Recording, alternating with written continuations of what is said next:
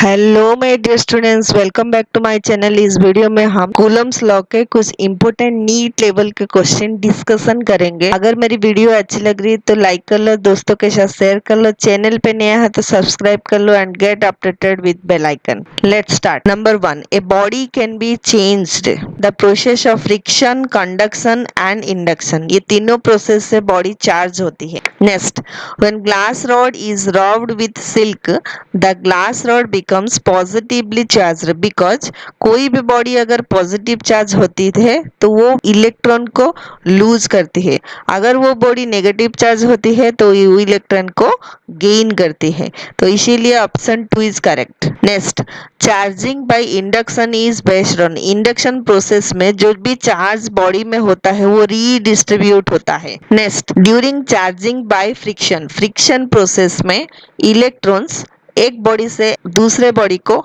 Move होती है। Which material is generally used for charging by friction. Generally friction process में insulator को use किया जाता है। Next, an uncharged conductor is brought near a negatively charged rod the nearer end of the conductor becomes. कोई भी एक uncharged conductor में जितने प्लस चार्ज होते हैं उतने ही माइनस चार्ज भी होते हैं। वो जो एक कंडक्टर को एक नेगेटिव चार्ज्ड बॉडी के पास हम अगर लाएंगे तो वो क्या हो जाएगी, जो भी पॉजिटिव चार्ज इस कंडक्टर में है वो इस साइड में आके एक्यूमुलेट हो जाएगा, तो जो भी कंडक्टर होगा वो पॉजिटिव चार्ज बन जाएगी। Next, earthing during induction helps इन।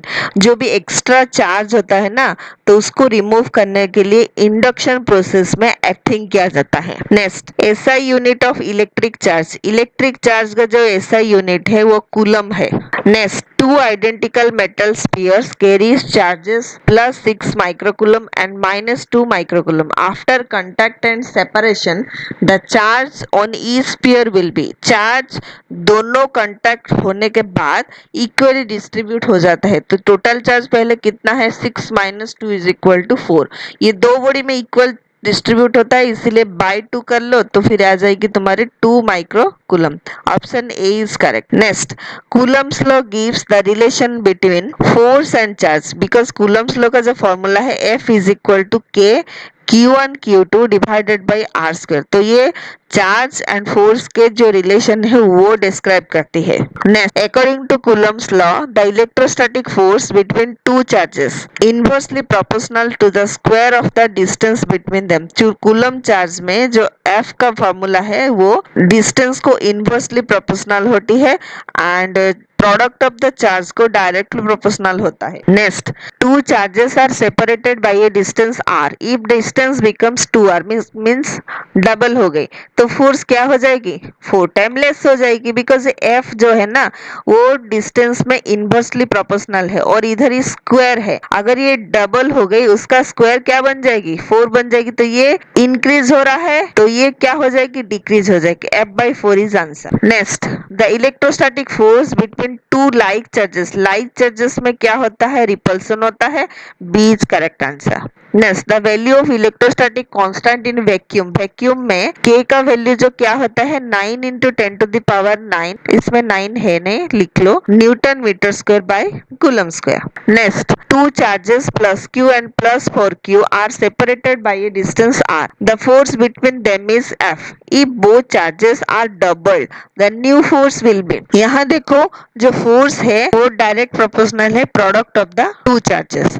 अगर ये दोनों चार्ज डबल हो गई तो फिर क्या हो जाएगी, ये 2 टाइम्स बन जाएगी तो 2q1 हो जाएगी, ये भी 2 टाइम्स बन जाएगी तो ये 2q2 बन जाएगी।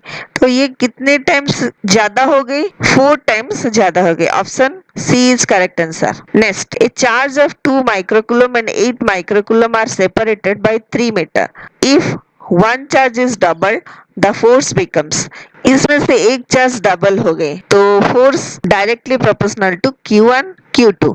अगर ये एक चार्ज डबल हो गई तो फोर्स में कितना इफेक्ट होगा, ये 2 टाइम्स ही बन जाएगी, तो आंसर आ जाएगी double. Next, electrostatic force is maximum in air and vacuum. Two equal negative charges are kept close to each other, they will be equal negative charge है, इसीलिए ये क्या होगी, रिपल्सन होगी।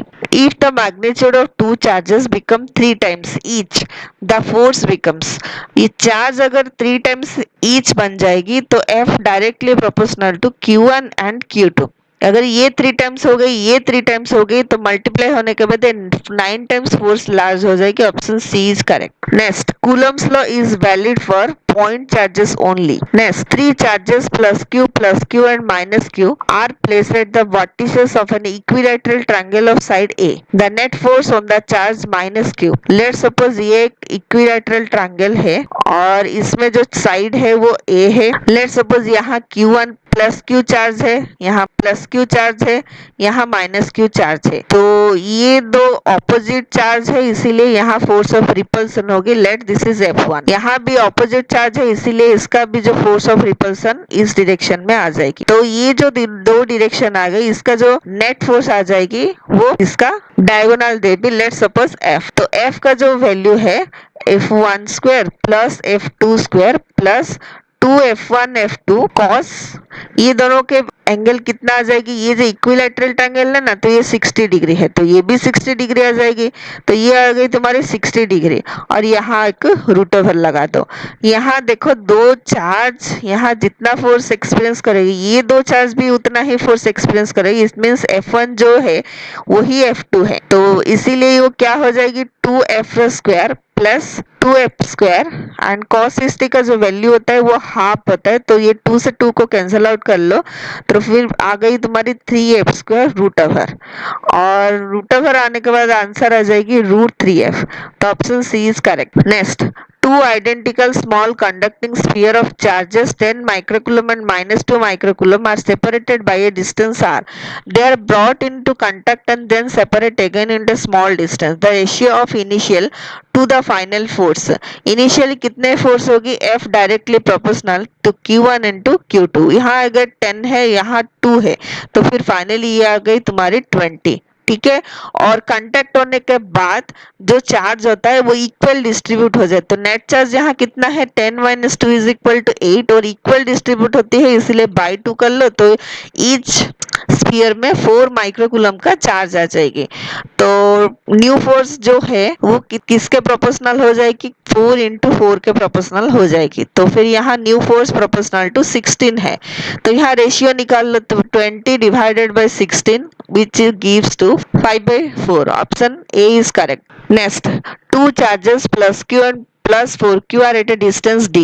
A third charge is placed so the system is in equilibrium. The position of the third charge from plus Q charge है। यहाँ थोड़ा diagram कर लो, ये है प्लस Q चार्ज, ये है तुम्हारी प्लस 4Q चार्ज है। ये दोनों के जो डिस्टेंस है वो थर्ड चार्ज जो Q, let suppose plus Q charge है वो प्लेस किया गया, तो ये प्लस Q चार्ज है, कैपिटल Q का डिस्टेंस लेट सपोज x है, तो टोटल डिस्टेंस d है, तो ये कितना बन जाएगी तुम्हारी d - x बन जाएगी।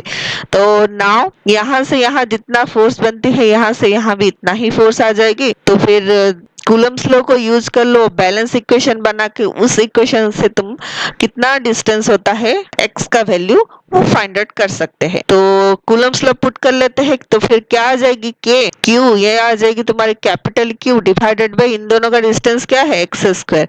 यहाँ पे कूलम्स लॉ भी डाल लो, तो फिर ये आ जाएगी तुम्हारी 4Q and capital Q divided by and दोनों का डिस्टेंस क्या है d - x का होल स्क्वायर है। तो जो इक्वल है वो उसको कैंसिल आउट कर लेते हैं, तो फिर ये आ जाएगी तुम्हारे 1/x square is equal to 4 divided by d - x का होल स्क्वायर।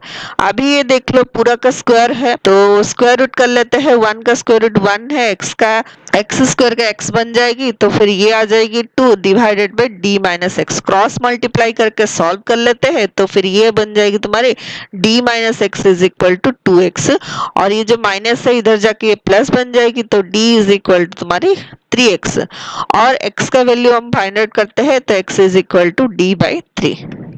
ये हो गई तुम्हारे option B is correct. I hope तुम लोगों को कुछ ये प्रॉब्लम्स इंटरेस्टिंग लगा होगा, कुछ कंसेप्ट क्लियर हो गया होगा। अगर मेरी वीडियो अच्छी लग रही है तो subscribe my channel and get updated with bell icon. Thank you.